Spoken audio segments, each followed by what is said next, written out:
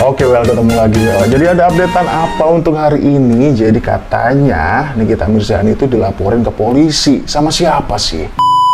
Oke, jadi dari preskon Henny Sagara kemarin siang, dia menyatakan bahwa akan mengambil sikap tegas kepada oknum yang telah menfitnahnya. Dan diduga itu adalah Nikita Mirzani. Jadi berawal dari statement Niki yang mendukung pemberantasan mafia skincare. Jadi, gimana sih kronologinya? Tapi sebelum itu kita akan update dulu sedikit kabar terbaru dari Fadel. Berikut videonya. Oke, updatean terbaru dari Pudel adalah dia mendapatkan dukungan nih dari seseorang yang sosok ini wow banget lah ya. Siapa dia? Po Eli, guys. Jadi setelah Po Eli kemarin mengeluarkan statement bahwa dia akan mendukung keluarga Bajideh, akhirnya Fadel memberikan ucapan ulang tahun kepada Po Eli seperti berikut ini. Selamat ulang tahun, Tan, katanya gitu. Makasih Fadel, dijawab sama Po Eli ini ya. Baiknya aku diucapin sama Fadel, katanya. Nah, kemudian Po Eli juga membagikan obrolannya bersama Fadel, kemudian memberikan sebuah caption bertuliskan, wah aku diucapin ulang tahun sama Fadel, ya elah. Kok seneng banget, bangga banget diucapin ulang tahun masih Fadel. Makasih anak baik, ya ilah anak baik guys. Nah ini sepertinya juga salah satu story atau Insta story dari Po Eli kepada Fadel ya. Jadi menuliskan kata-kata seperti ini, karena aku suka dance, katanya gitu. Dari kecil meski sekolahku pesantren, tapi hobiku dulu nari, katanya gitu. Nah, Fadel aku ajak ngedance bareng pas ulang tahunku nanti. Elah Po Eli, cari perhatian banget ya kan. Nah, ternyata yang terpantau caper itu bukan hanya Po Eli guys, tapi juga Fadel dengan instastory yang dibagikannya seperti berikut ini. Jadi terpantau Fadel membuat story di Instagramnya. Jadi di video tersebut ada Laura ya atau Loli. Jadi di situ menunjukkan video pas mereka merayakan anniversary guys.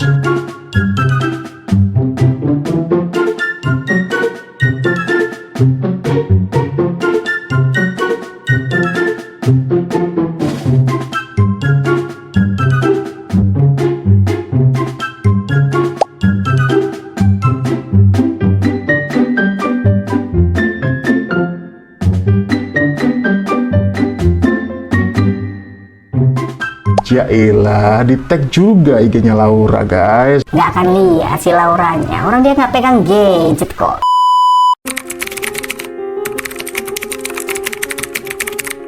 Oke, jadi seperti janjiku di awal tadi, kita akan membahas soal Nikita yang dilaporin ke polisi ya. Jadi ada laporan terhadap Nikita Mirzani.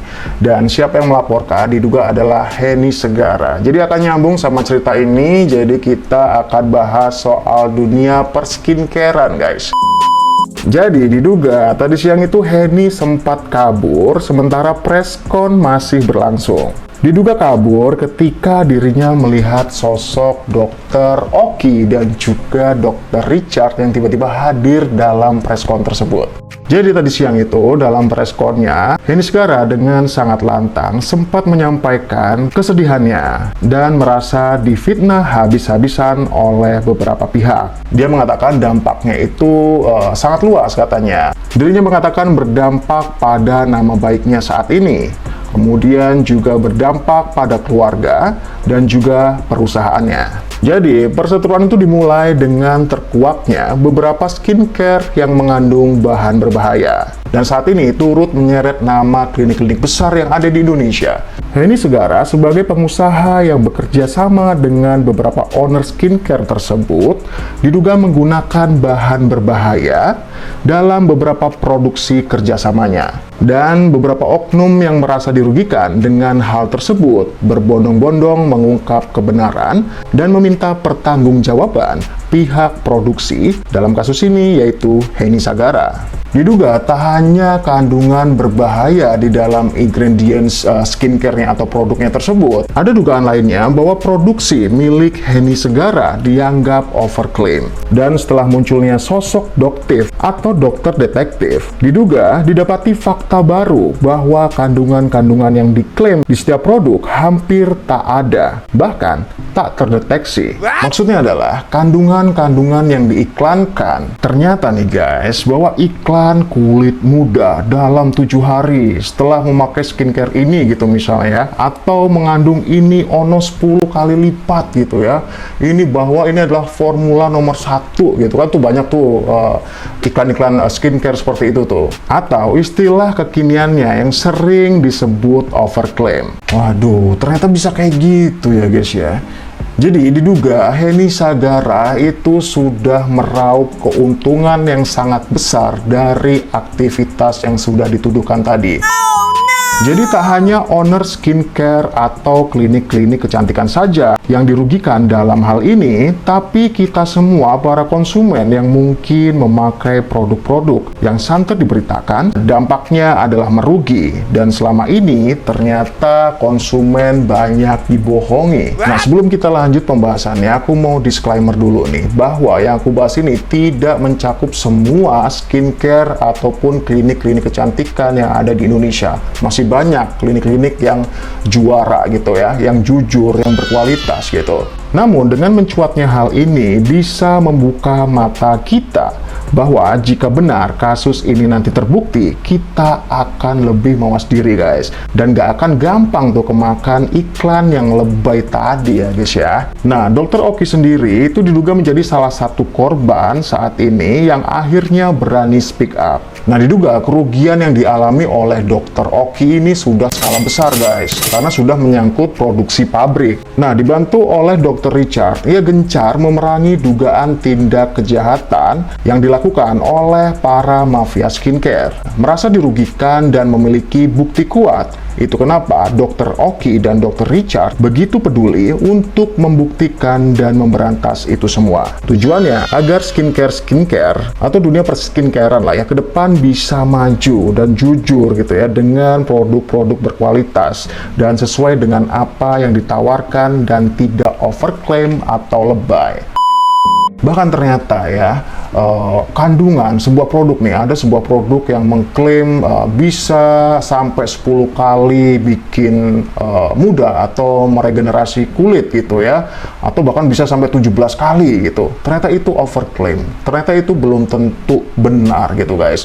Bahkan kalau misal kita pakai produk itu cuma bisa melembapin doang ternyata, jadi nggak sesuai lah dengan apa yang sudah diiklankan dalam produknya tersebut gitu. Trik marketing sih boleh, tapi jangan sampai membohongi dengan kandungan atau ingredients yang ada di produknya tersebut. Percuma kita udah beli mahal-mahal, tapi ternyata itu nggak ada efek apa-apa untuk kita pemakainya gitu ya. Nah, selain cuma efek lembab tadi, yang lebih parahnya lagi, jika ada kandungan berbahaya dalam produknya tersebut, itu bisa bikin muka kita gosong, muncul flek hitam, bahkan sampai lebam guys.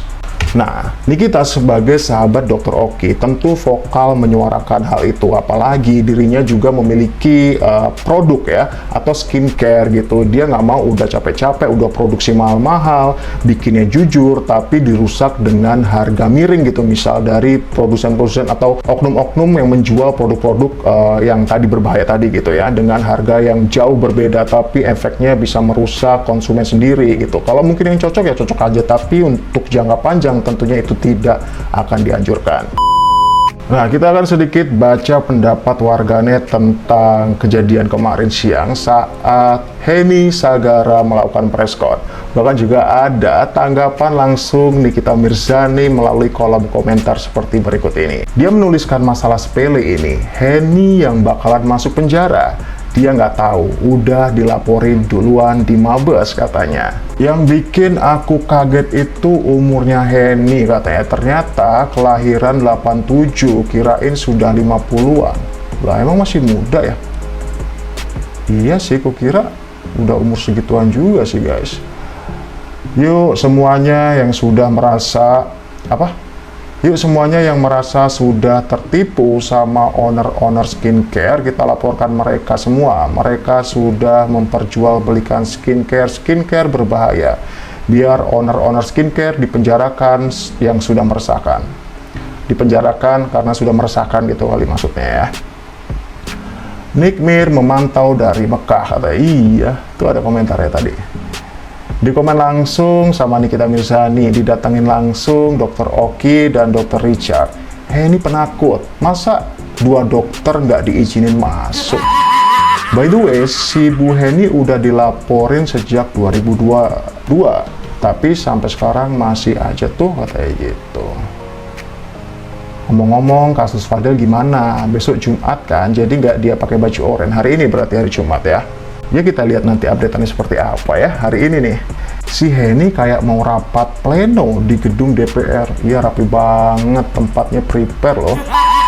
Dia buat laporan justru bahaya untuk dirinya. Bakalan ada sidak pabrik ya. Panjang ceritanya nanti nih. Iya.